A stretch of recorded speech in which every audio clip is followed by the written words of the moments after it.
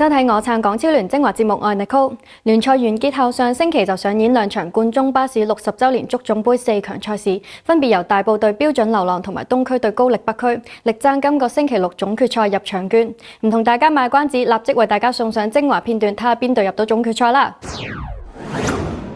冠忠巴士60週年足總杯嘅準決賽，連續2日喺旺角場舉行。首先打頭陣嘅呢就係大埔，見到主教練堅 Sir 咧，哇，笑到見牙唔見眼，咁有信心。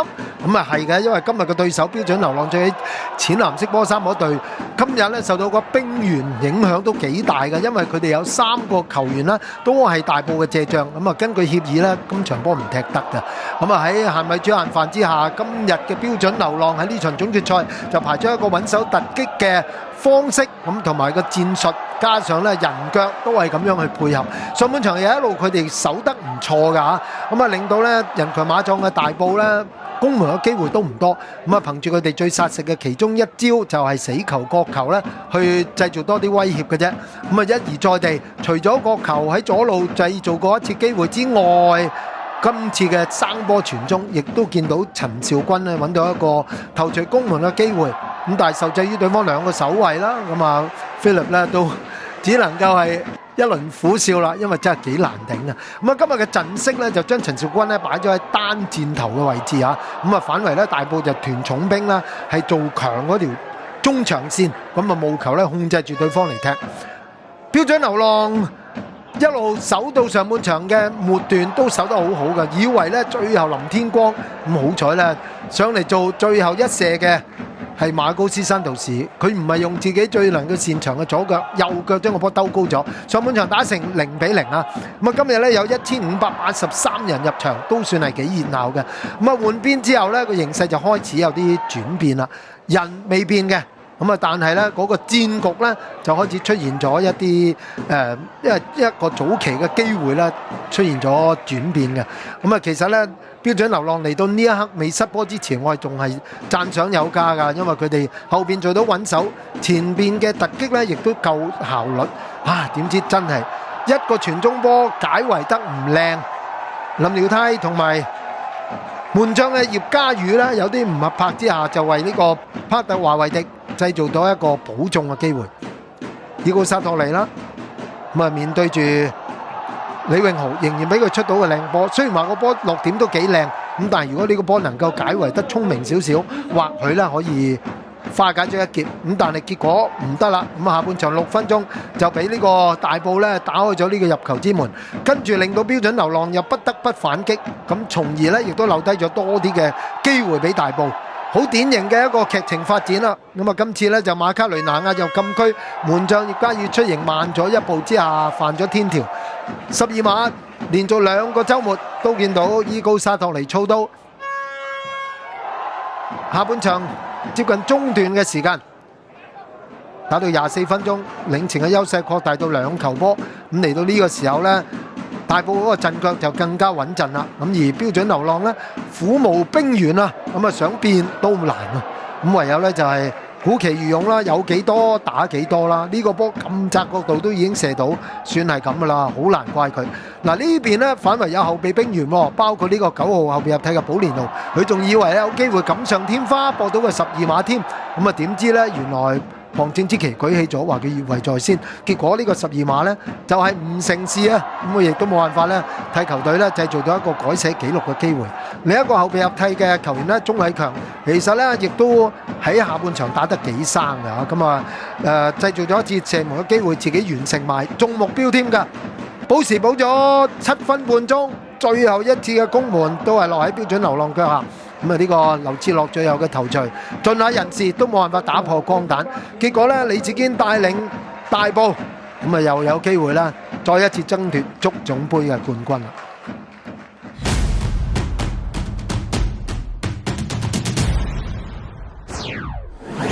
第2場冠忠巴士60週年足總杯嘅4強比賽，東區對住高力北區喺旺角嘅大球場度上演。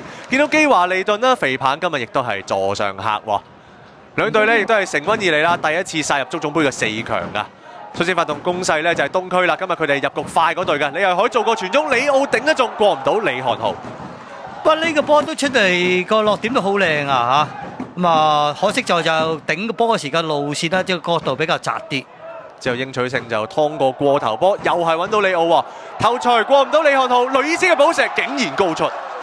哇！呢個波就雷伊斯就似乎有啲嘥咗個機會啊，咁啊居然喺門前咧咁樣去踢走。之後有個傳中買到嚟啦，咁幫手執波嗰位朋友呢就有少少意外啊，就竟然將佢自己呢同埋個足球呢都一齊入咗球場，令到比賽呢要喺呢個時候呢出現咗一個小停頓啊。咁球證亦都要喺禁區入邊啦，開翻個 drop ball 俾高力北區嘅門將李漢浩㗎。之後本身高力北區有個死球攻勢啦，咁但係就唔成功，俾華倫天奴立到個波。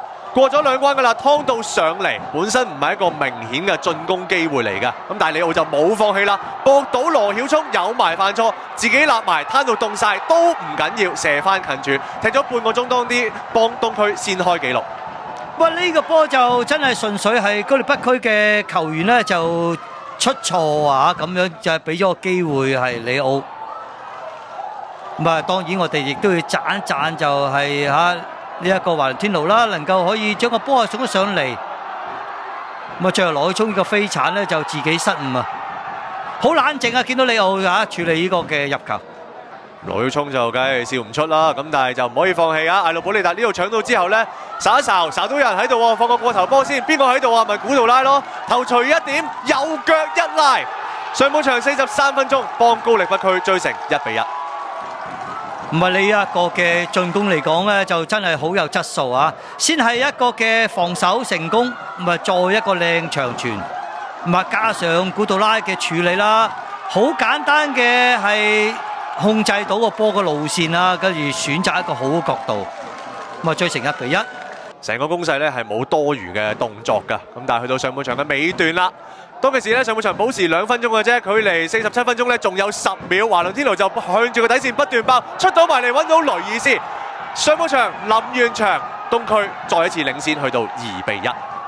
哇！真係估唔到啊，居然係去到上半場最後嗰10秒8秒嘅時間咧，真係創咗一個奇蹟出嚟啊！咁啊，你見到佢哋北區球員咧，就真係知道接近完場噶啦。有少少放鬆嘅心態，即係亦都估計佢會唔會出界呢咁嘅情況下。咁所以就東區可以領先住去踢呢個下半場，點知去到下半場50零分鐘呢，雷伊斯就衰多手啊！本身有黃牌在身嘅佢呢，就推跌咗卡路士攞埋第2張嘅黃牌，因為第2張黃牌嘅關係呢 VAR 呢亦都未能夠介入去做個復檢啦。喺呢一刻呢，高力北區就打多1人咯，就不斷去發動攻勢啦，簡簡分到埋嚟加蘭特。佢就倒咗地㗎啦，呢度就有個混戰㗎。之後古杜拉喺呢一度 chip 高個波之後呢，就搏到個12碼翻嚟喎。咁啊，呢一個就真係見到古杜拉嘅能力啦，可以話係啊。咁啊，為球隊能夠可以搏到個12碼。咁啊，憑着加蘭特嘅處理呢，亦都係相當之係冷靜啊。咁啊，追成係2-2。時間係70分鐘㗎啦。換言之呢，高力北區仲有成20分鐘呢，去俾佢哋去攻㗎。咁當其時佢哋打多住1人啦，咁但係東區嘅反擊呢，有時都幾有威脅嘅喎。呢度有英取勝啊，整腳遠射入到的話呢，又係一個世界波㗎啦。跟住簡簡肯揾到古杜拉，速到埋嚟，過唔到保羅。咁啊，今日就真係佢哋喺防守方面嘅發揮又真係做得相當之好，包括保羅呢一啲嘅撲救啊，已經40歲㗎啦，保羅佢就話冇可能入到我㗎呢啲波。去到尾段呢，就形成咗一個攻防戰嘅格局㗎啦。艾路保利達衝到埋嚟，卡路士選擇直接攻門，又係過唔到保羅。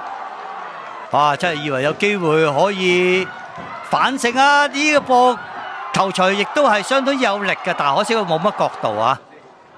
最終啦，法定時間結束，雙方踢成2-2平手，要進入加時嘅階段㗎。嚟到加時嘅上半場呢，形勢冇乜點變過㗎，都係高力北區撳住嚟踢，但係格蘭特呢，真係腳風非常之唔順啊！呢球波直情好似傳俾保羅咁樣㗎。之後喺禁區頂打多一板撞牆啦，艾路保利嘅射門呢，都係軟弱無力，過唔到保羅嘅。咁啊，最後就球證亦都係吹完場啦嚇。咁啊，去到補時嘅下半場再嚟過啦。古杜拉，話會就呢個波就古杜拉推甩咗對手啦，再去到大位嘅時間咧，真係體力下降冇計啦，真係。嚟到尾段咧都有少少嘅力弱㗎啦。高力北區去到尾段換入咗何振廷，入到嚟佢爭啲做到個助攻㗎啦。最慘就係艾魯保利達有少少操之過急啦，令到呢場比賽咧要進入互射12碼階段。高力北區第一射咧係由格蘭特去處理，射翻中間領先1-0。之後東區由羅潤豪去處理，射失咗俾李漢浩捉到路㗎。咁啊呢個波李漢浩亦都係估到嘅，跟手亦都估到拉，啊真係，亦都係同樣係俾保羅係捉到路數啊！之後應取勝就喺第二輪射入呢一刻咧，就係總比數大家打成平手㗎啦。之後雲尼素斯嘅處理又係過唔到保羅。喺8強咧曾經連續救出洛迪古斯同埋姚浩明嘅12碼，嚟到4強又連續救咗2球12碼啦。之後到半路嘅處理，狂抽一腳入網，呢刻東區喺互射12碼已經反超前啦。哇！真係好相當之激動啊！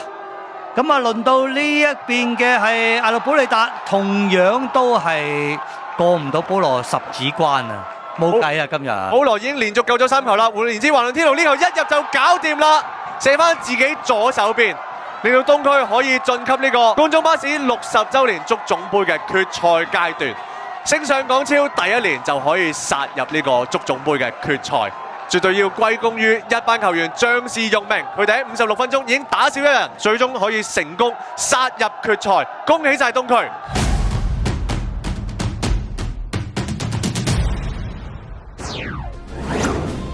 今集時間又差唔多啦，大家記得撐本地波之餘，仲要記得 follow 我撐本地波 Facebook、IG 同埋 subscribe 我撐本地波 YouTube channel 啊！我哋下星期再見，拜拜。